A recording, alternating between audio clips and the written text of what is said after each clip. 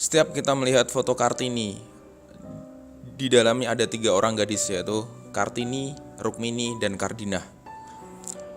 3 orang ini merupakan kakak beradik yang sempat menghabiskan masa remajanya di balik tembok kadipaten, lengkap dengan kebahagiaan dan kesedihan. Mereka tinggal di sana hingga datangnya priai peminang yang barangkali akan menjadikan mereka sebagai istri pertama, kedua, dan seterusnya. Hingga seorang lelaki lalu datang ke kadipaten. Dia adalah Raden Mas Haryono, putra dari Bupati Tegal, Pangeran Aryo Reksonegoro, yang masih sepupu dengan Bupati Sosronegoro, ayah mereka. Menurut catatan Siti Sumandari Suroto dalam bukunya Kartini, sebuah biografi tahun 1982, kala itu Haryono sudah mempunyai posisi yang cukup mentereng untuk ukuran Bumi Putra, yaitu sebagai patih Kadipaten Pemalang. Kelak dia akan menggantikan posisi ayahnya sebagai Bupati Tegal. Kedatangan Haryono pada saat itu yang sudah beranak 3 tak lain adalah untuk melamar Kardinah, adik Kartini. Walau berat hati, Kardinah harus bilang ya. Seperti yang tergambar dalam film Kartini tahun 2017 karya Hanung Bramantyo.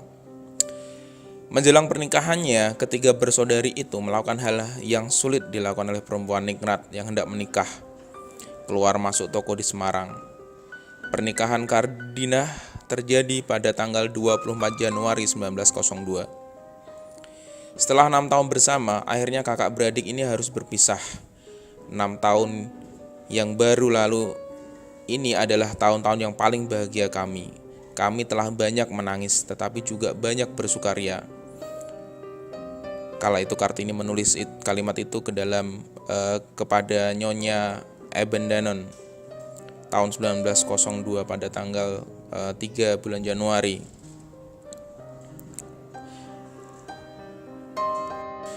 Mula-mula Kartini dan Rukmini tak merasa sedih, tulis Siti Sumandari. Keramaian resepsi pernikahan membuat mereka tak sadar bahwa mereka akan berpisah. Bahkan tak kalah pada tanggal 31 Januari 1902, Kardinah diboyong ke Pemalang oleh suaminya. Pada saat perpisahan yang sungguh-sungguh telah tiba, mereka tidak menunjukkan suatu emosi apapun. Sampai pada suatu malam, Kartini memainkan lagu kesayangan mereka dengan piano. Kartini pun harus merayakan kesedihan mereka karena kehilangan si adik kecilnya. Kartini sempat bertemu dengan Kardinah ketika menjenguk kakak mereka, Sulastri. Kardinah menghabiskan waktunya sebagai istri priai dengan mendidik anak-anak tirinya. Dia pun kemudian membangun sekolahnya sendiri, seperti yang pernah dia lakukan bersama Kartini. Beberapa priai menyukainya dan menitipkan anak mereka kepada Kardinah, hal yang pernah menjadi idenya bersama Kartini di masa perjuangannya. Siti Sumandari mencatat, Kardinah tanpa ragu-ragu melakukan berbagai tindakan ke arah modernisasi. Dalam usaha itu, dia mendapat dukungan sepenuhnya dari suaminya yang progresif dan berkobar-kobar, kata Siti Sumandari. Kardinah terbantu dengan statusnya sebagai Nyonya Bupati.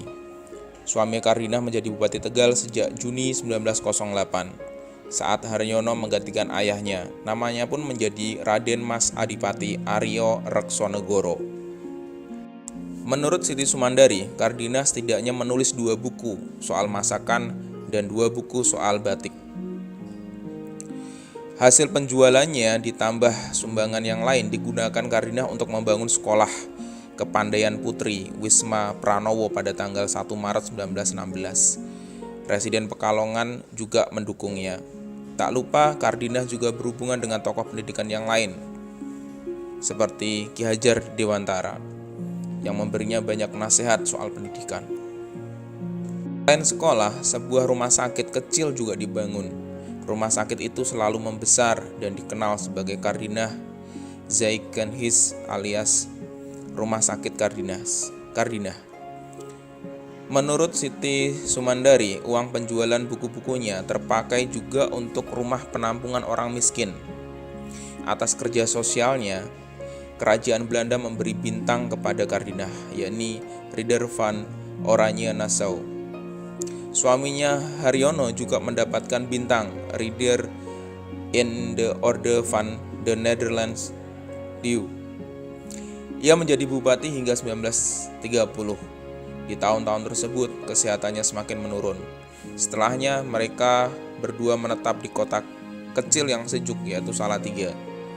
Salah satu putrinya menikah dengan Raden Sunaryo di tahun 1944 hingga 45 yang menjabat sebagai Bupati Tegal.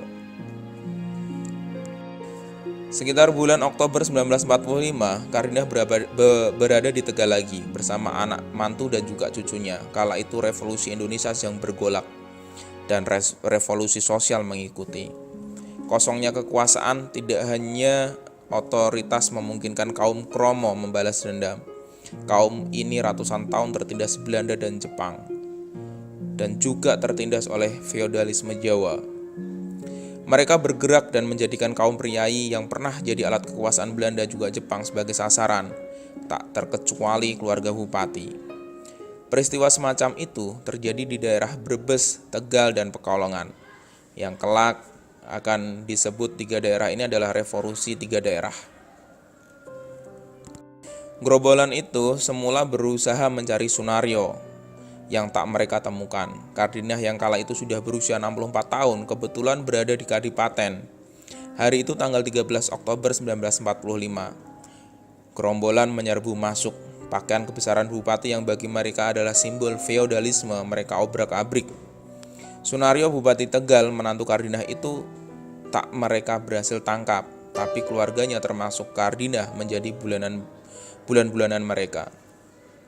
Kardinah menjadi korban revolusi sosial pada peristiwa tiga daerah tertulis seperti yang ditulis Anton Lukas dalam bukunya yang berjudul Peristiwa Tiga Daerah tahun 1989. Istri bupati beserta ibunya R.A. Kardinah, kakak kandung R.A. Kartini, dan cucu perempuannya beserta pembantu mereka diberi pakaian dari kain goni dan diarak keliling dan berhenti di depan rumah sakit yang didirikan oleh Kardinah sendiri.